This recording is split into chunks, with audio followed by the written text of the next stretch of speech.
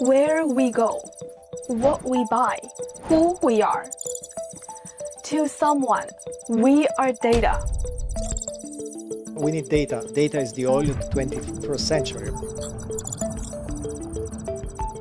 If it's regarded as critical as crude, it's going to be valuable and serve as a foundation for a wide variety of businesses. Data is just like crude.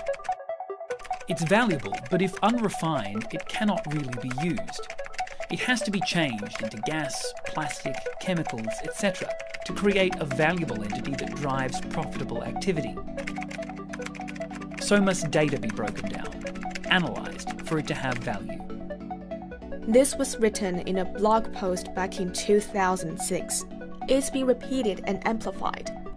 First by marketers, then by entrepreneurs, and now by business leaders and policymakers. China, yes, goes through with a very unique ways, quite different with the other countries. Typically, quite different with the US and Europe. This is Tang Qifeng, the general manager of the Shanghai Data Exchange. Amazon have a data marketplace. They're listing about 3,000 to 4,000, include satellite mapping. Every year, I think they will generate about $10 billion for the marketplace. But for China, we use another way. In a country like China, with 1.4 billion people, there is a mountain of data out there. Let's start with a look at the nation's vast road transport network. The expressway toll collection system collects more than 10,000 different data points. The data accumulated every day is calculated in petabytes. Is this the largest volume anywhere in the world? What does that mean? China has the most highway mileage, 178,000 kilometers, ranking first in the world. China has more than 11,000 toll gates. When a car passes the ETC, the system collects the information from the license plate, whose car it is, the mileage, the time, the direction, and the charging fees. Banking, insurance, and logistics. They're from a road transport data service provider in Shanghai. Our data products have been accessed more than 20 million times in less than a year. Just like oil, we're running out of data. We don't have enough data, especially high-quality data. Right now, there are problems in sharing data. How should data be shared? And what protections are in place? To get the answer, I visited a road transport data service provider in Shanghai, one of the companies responsible for issuing electronic toll collection or ETC cards, which allow non-stop passage of freight vehicles on expressways. Upon the arrival, I was first surprised by the numbers on the screen, showing the road transport volume in China and the large coverage of the data network. As of the end of 2019, there were already nearly 200 million cars equipped with an ETC device. But who would want data from road toll gates? In the past, traditional financial institutions were hesitant to enter the road cargo transport industry. They think of it as high risk. There were internet platforms offering loans with annual interest rates over 30%. Now, some banks are cooperating with us. They can get logistics operation information and get data support after loan issuance. They're providing a less than 5% interest rate. There are also data products that can help insurance companies decide a reasonable price for insuring different vehicles. It's one of many companies that list their data products on the Shanghai Data Exchange. A lot of companies, they're doing the data training based on company to company. They are very focused about the data quality and the price.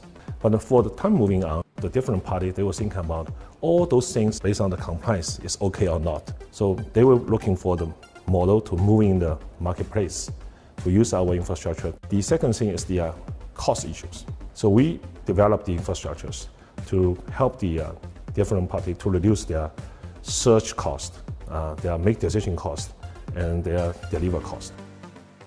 The Shanghai Data Exchange is one of China's official trading marketplaces, with 1,700 data product listings.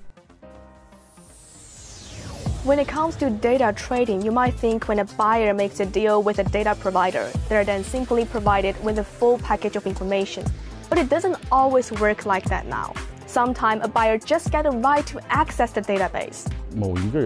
When a person applies for a loan, they will first sign an authorization agreement, allowing banks to seek information through legal channels to evaluate the applicant's credit. Banks then send a requirement to the API connector and cross a firewall to access the intranet, where the database gives the bank a credit score. The score will get back to the bank after crossing another firewall. The annual trading volume of data products at the Shanghai Data Exchange exceeded 100 million yuan in 2022, just 1 year after it was set up. And demand is increasing rapidly, with trading volume in 2023 exceeding 1 billion yuan. In the US, you can find a lot of things is organized by a company. We call a commercial company. They do this kind of things. But in China, we take the data product like a data asset. So a lot of the market function should play by like us. They have the asset. They can use the asset using different roles. You can move to your balance sheet. In the history, you use the cash to invest a company. But in this area, you can use a data asset to invest a company. Also, data asset is very interesting things is go to the security areas. In this digital era, data sharing has brought with it both convenience and rapid industrial growth. But it's hard not to think about privacy issues. What if my data is exposed to those I don't want to share it with? Usually, the product services are over the internet, but all the data processing should be completed in the intranet provided by the government. The original data cannot be placed on the internet. All the data products are not allowed to be cached. Much of the Chinese government's efforts has been put into security. The year 2021 saw 2 laws protecting information safety coming into force in the country: the Personal Information Protection Law and the Data Security Law. In October 2023, China established its National Data Bureau. If the person accesses the data without authorization, that's illegal. And we also track if the company is accessing the data based on the scenario it applied for and how many times it has accessed the data. We track it with blockchain technology so that people cannot falsify the records. Jinrun Digits Technologies data products have been accessed more than 20 million times in less than a year. Each instance is recorded to guard against illegal use. The more data sharing is expected, the more these institutions need to focus on privacy and security issues.